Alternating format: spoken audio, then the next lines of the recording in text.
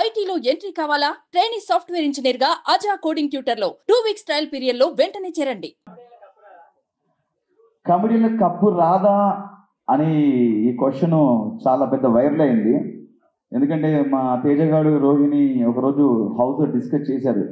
Comedians cup రాదు, కమెడియన్స్ని అక్కడ వరకు చూస్తారు, అక్కడ వరకు తీసుకెళ్ళదు, గెలిపించు అని చెప్పారు. ఈ ప్రశ్న అనేది నాకు సీజన్ 4 నేను 13th వీక్ బయటకు వచ్చినప్పుడు అనిపించింది. అంటే బేసిక్గా ఒక సినిమాకి వెళ్తే మనం సినిమాలో ఎంటర్టైన్మెంట్ నవ్వుకున్నామా, ఎంజాయ్ చేసాం అనుకుంటాం. సినిమా అంతా సీరియస్గా ఉంటే అదొక సీరియల్లా ఉంటుంది. కంపల్సరీ ఈ జనరేషన్లో ప్రతి ఒక్కరు ఎంటర్టైన్మెంట్ కోరుకుంటున్నారు.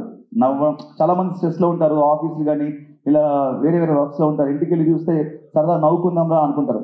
అలాంటి నవ్విచ్చే మాకు నవ్విస్తున్నాం, టాస్క్లు ఆడుతున్నాము, మేము ఒక మనిషిగా ఉంటున్నాం లోపల, మేము మా క్యారెక్టర్ ఏంటో చూపిస్తున్నాము, మా పర్సనాలిటీ ఏంటో చూపిస్తున్నాము, అన్నీ చేస్తున్నాము. అంటే అన్నిట్లలో కామెడీ, టాస్క్లు, ఎమోషన్స్ అండ్ ఫైట్ అన్నీ చేస్తున్నాం. ఇన్ని చేస్తున్నాము, మనకెందుకు కప్పు రాదని చెప్పి నాకు సీజన్ 4 అప్పుడు నాకు ఈ ఆలోచన వచ్చింది.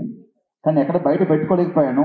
చూద్దాం, ఇంకా బిగ్ బాస్ చాలా సీజన్స్ ఉన్నాయి కదా, చాలామంది కమెడియన్స్ వెళ్తుంటారు, ఎవరెవరు గెలుస్తారో నేను వెయిట్ చేశాను. వాళ్ళకు క్వశ్చన్ రేజ్ చేసిన తర్వాత నేను టాప్ 5కి వెళ్ళిన తర్వాత ఒక నమ్మకం వచ్చింది. నాకు టాప్ 5 వరకు వచ్చాను కదా, గెలుస్తానని ఒక హోప్ వచ్చింది.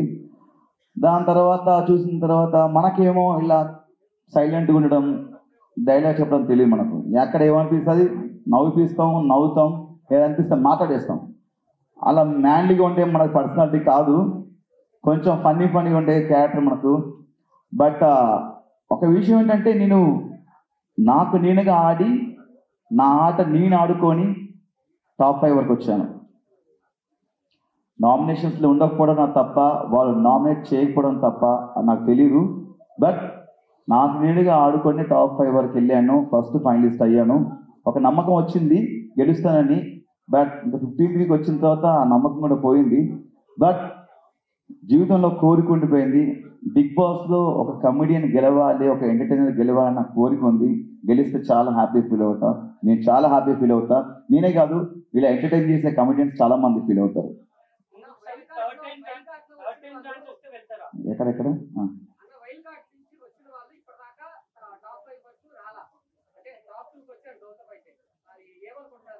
టాప్ 5 వచ్చాను అనుకుంటా. మన నవదీప్ గారు వచ్చారు అనుకుంటా, టాప్ 2 రాలేదు.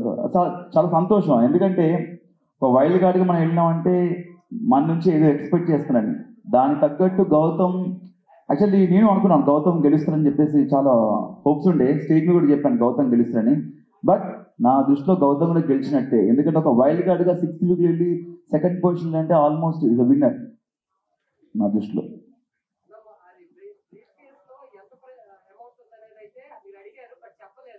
నేను అది చెప్పలేదన్న, నాకు యాక్చువల్లీ అదే ఉండే. సిల్వర్ సూట్ కేసులో ఎంతుందో చెప్పలేదు, గోల్డెన్ సూట్ కేసులో ఎంతుందో చెప్పలేదు. చెప్తే బాగుంది అనిపించింది. లోపల చెప్తే ఆ ఇద్దరిలో ఎవరో ఒకరు డబ్బు అనగానే ఒక ఆబ్వియస్లీ టెంప్ట్ అయిపోతాం. చెప్తే ఫిగర్ చెప్తే బాగుంటుంది నేను నాకు సార్ని అడిగాను, బట్ చెప్పలేదు. నాకు చెప్పినా చెప్పకపోయినా సూట్ కేసు తీసుకొచ్చేవాడిని నాకు ఇస్తే ఇక, బట్ ఇవ్వలేదు. అంటే తెలుగు కన్నడ అని పక్కన పెడితే బేసిక్గా మనందరం ఒకటే. వాళ్ళు ఇక్కడ వచ్చి చాలా సంవత్సరాల నుంచి వర్క్ చేస్తున్నారు, సీరియల్స్లో కానీ సినిమాలో వర్క్ చేస్తున్నారు. అంటే ఫస్ట్ ఆఫ్ ఆల్ ఏంటంటే మన తెలుగు ఆడియన్స్ వాళ్ళు వీళ్ళు చూడరు, ప్రతి ఒక్కరిని ఎంకరేజ్ చేస్తారు, ప్రతి సినిమాని చూస్తారు, ప్రతి సినిమా యాక్టర్ని ఎంకరేజ్ చేస్తారు. భాష చూడరు, ఫస్ట్ ఆఫ్ ఆల్ పర్సన్ చూస్తారు, అతని బిహేవియర్ చూస్తారు, ఆ క్యారెక్టర్ని చూస్తారు. ఫస్ట్ ఆఫ్ ఆల్ మన తెలుగు వాళ్ళకి ఏది అనిపిస్తుంది చేస్తారు కరెక్ట్. నాకు కన్నడ తెలుగు అలాంటిది ఏం ఫీలింగ్ అన్నా, మనం అందరం ఒకటి. చివరిగా మనం ఇండియన్స్, మన భారతీయులు అన్నా. అది నాకు తెలియదన్నా.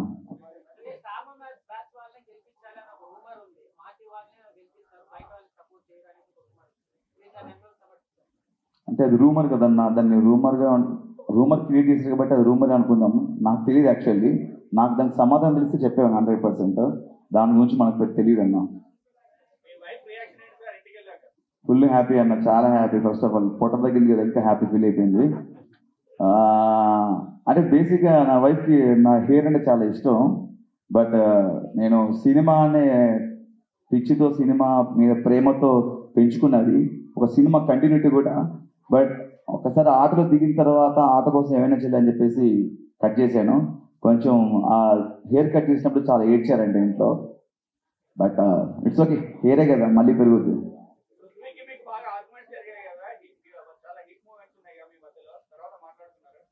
నేను చాలాసార్లు చెప్పానన్నా, ఇది ఒకటి గేమ్ వరకే, ఆట వరకే, మనం ఒక షోకి వచ్చాం, ఇది ఆట వరకే, బయటకు వెళ్ళిందాక నాకు ఎలాంటి ఉండవు ఫీలింగ్స్ అని చెప్పాను. ఆర్గ్యుమెంట్ జరుగుతుంటాయి. మనోడి విషయంలో జరిగింది ఎక్కువ డిస్రెస్పెక్ట్. వద్దు వద్దనం కూడా ఒరే అని పిలవడం, వాడు కూడా పిలవడం. ఒక మనిషికి మనం చెప్తాం ఒకసారి 2 సార్లు, చెప్పినా కూడా మళ్ళీ అదే చేస్తున్నాయంటే అది తెలియకన్నా తెలిస్తే నాకు తెలియదు. బట్ అది గేమ్ వరకే ఉంది. బట్ నాకు మాత్రం పృథ్వీ ఒక మంచి ఫ్రెండ్ అనే, ఇప్పటికి కలిస్తే హాయ్ చెప్తాను, వెళ్ళేటప్పుడు బాయ్ చెప్తాను. సుమన్ టీవీలో మీ పర్సనల్ అండ్ బిజినెస్ ప్రమోషన్స్ కోసం కింది నెంబర్కి కాంటాక్ట్ చేయండి.